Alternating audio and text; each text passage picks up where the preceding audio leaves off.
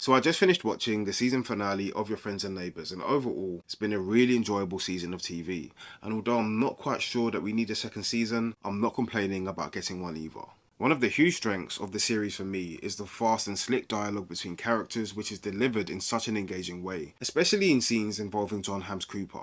A great example of this comes in the first episode when Cooper is at a bar with his employee who he ends up sleeping with, and the sharp back and forth is just so engrossing to watch unfold. The on-screen chemistry between Jon Hamm and Amanda Peets, who plays Cooper's ex-wife Mel, really immerses you whenever they share the screen together, and you can really feel the depth and the history of Cooper and Mel's bond and relationship through their performances. There's a particular scene in the season finale where Mel is pleading with Cooper to fight for his family and not to give up like he had done previously, which led to their eventual divorce. The series has a very on-the-nose message about the middle to upper class and the relentless pursuit and accumulation of wealth and property, which is mainly told through Cooper but also partially through Barney, who I think has been a great character that could have been explored further. This leans into one of my issues with the series.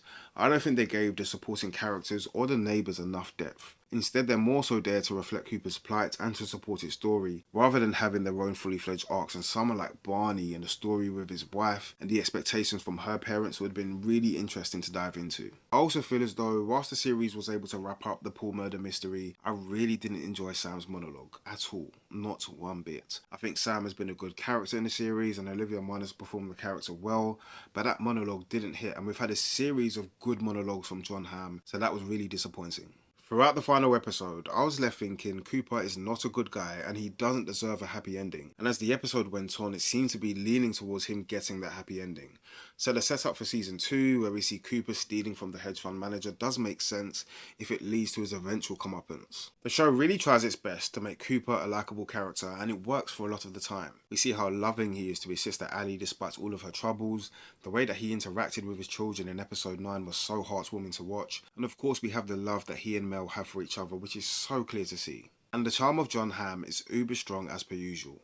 But at the end of the day, Cooper is still a super wealthy guy stealing from super wealthy people. He's just doing so in a different way. Cooper's willing to bribe and blackmail his way out of tricky scenarios, and that's what makes him a flawed character, but that's also what makes him an interesting one. Now, I saw a very interesting idea for the ending of season 1, where Cooper actually gets on the plane with his old boss, but sends Elena to steal from him. And it would have been interesting in season 2 to see him balancing his old life with his new stealing habits. But I'd love to know your thoughts. How did you find season 1? How did you find the season 1 finale? And are you excited for season 2?